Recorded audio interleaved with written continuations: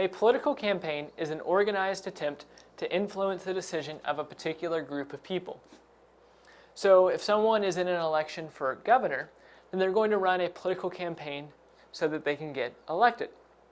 And notice that this says that political campaigns are trying to influence a particular group of people. So what group of people is this? Well, it depends on the election.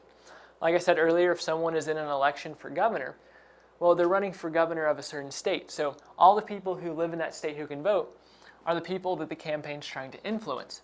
If someone's running for school board, well, it's all those people that live in that school board district that can vote. That's the group of people they're trying to influence. Now, there's three main parts to a political campaign: the campaign message, money, and human capital. So the campaign message is basically a succinct statement expressing why voters should support the campaign and the individual or policy associated with that campaign. Then the message must be delivered to the individuals and groups that the campaign is trying to reach. And so how do they spread that campaign message? One way is through public media, maybe like interviews with a news station, as well as paid media. This is TV commercials,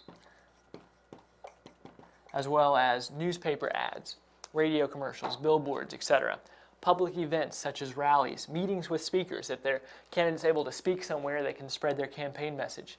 Mailings, canvassing. This can be where campaign workers or the political candidate or volunteers go to someone's door and talk to them about the candidate, or they call the person. It can also be accomplished through flyers.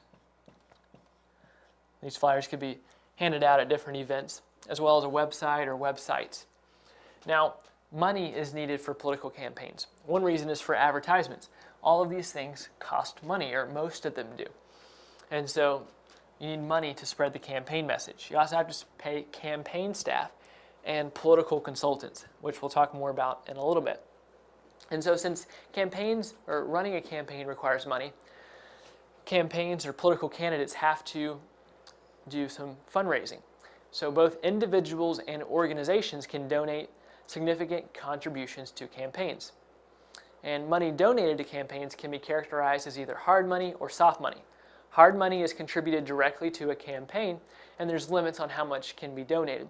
Then soft money is not contributed directly to a campaign, and it's not even legally coordinated with the official campaign. It's just spent to fund efforts that benefit the candidate, such as advertising. Now, the administration and enforcement of campaign finance law is the responsibility of the Federal Election Commission. Now, when it comes to human capital, this can exist in the form of volunteers,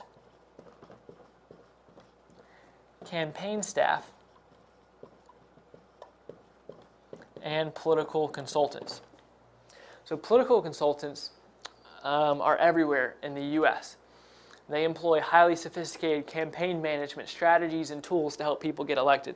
They have the knowledge, experience, and sometimes technology to help people get elected, so they're hired and sometimes can be quite expensive. Now, in all that I've talked about with political campaigns, hopefully you're able to grasp that campaigns look drastically different for different campaigns. They look drastically different between federal, state, and local campaigns. So a campaign for someone that's running for governor is going to look drastically different than a campaign for someone who's running for city mayor. Then one other brief note is that campaigns are typically controlled by individual candidates rather than by the parties they are associated with.